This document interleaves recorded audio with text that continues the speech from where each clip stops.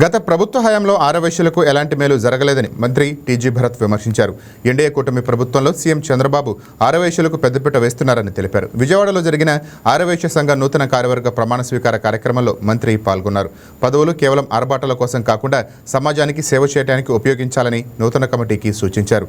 ఆరవైశ్యుల ఐక్యతే వారి బలమని, సంఘటితంగా ఉంటే రాజకీయ పార్టీలు కూడా గౌరవిస్తాయని అన్నారు. పరిశ్రమల శాఖ వంటి కీలక బాధ్యతలు ఆరవైశ్యులకు అప్పగించడం ద్వారా సీఎం చంద్రబాబు తమపై నమ్మకాన్ని చాటారని చెప్పారు.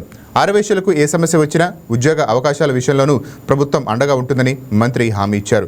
అమరావతి, విజయవాడ అభివృద్ధితో భవిష్యత్తు మరింత ఉజ్వలంగా ఉంటుందని, రాబోయే ఎన్నికల్లోనూ కూటమి విజయం ఖాయమని ధీమా వ్యక్తం చేశారు. మహాసభ కొత్త కమిటీ ఎన్నుకోవడం జరిగింది. ప్రెసిడెంట్ గారు మంచి ఎక్స్పీరియన్స్ ఉంది, మంచి పేరు తెచ్చుకున్నారు సర్వీస్ చేసే దాంట్లో. ఆయన ఆల్రెడీ బిల్డర్స్కి అసోసియేషన్ దానికి కూడా ప్రెసిడెంట్గా ఉన్నారు. సో మంచి కార్యక్రమాలు చేయాలా, సేవా కార్యక్రమాలు చేయాలా, 2 ఏళ్ళలో ఇచ్చిన దానికి వాళ్ళకి ఆల్ ది బెస్ట్ చెప్తున్నా. అలాగే పెద్ద ఎత్తున మన తెలుగుదేశం పార్టీ ఆర్యవైశ్యాస్కి సపోర్ట్గా ఉంది. ఎన్నో కార్యక్రమాలలో దీన్ని సపోర్టింగ్. చంద్రబాబు గారు ఏ విషయమైనా తీసుకోపోయి సార్కి వైశ్యాస్కి ఇట్లా ఉంది సార్, ఏదైనా సమస్యలు ఉంటే ఇమ్మీడియట్గా సార్ట్అవుట్ చేసే దాంట్లో ఉంటారు. నాకు ఎస్పెషలీ పెద్ద శాఖ వేయడం జరిగింది. సార్కి చాలా ఇష్టమైన శాఖ.